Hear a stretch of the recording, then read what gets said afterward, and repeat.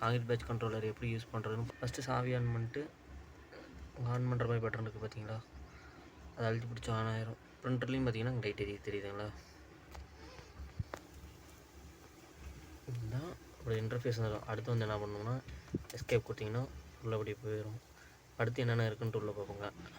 சிபிசியில் select கொடுத்தோம்னா start mix, என் mix, reset weight, printer menu, download menu, setup volume, select mix, select test and calibration, alarm info, system info, plus எழுதுனீங்கன்னா அது edit ஆகும்.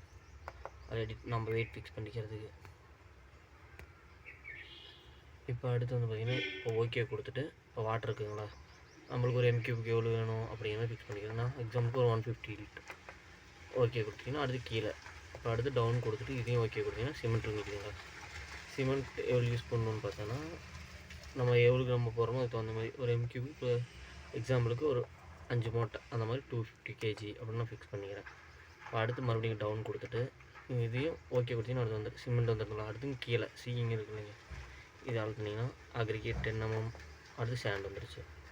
இப்போ okay கொடுத்துட்டிங்கன்னா sand ஒரு எம்கியூக்கு எவ்வளோ யூஸ் பண்ணுவோம் அந்த மாதிரி. இப்போ நான் சேண்ட் 15 எக்ஸாம்பிளுக்கு ஃபிக்ஸ் பண்ணிக்கிறேன்.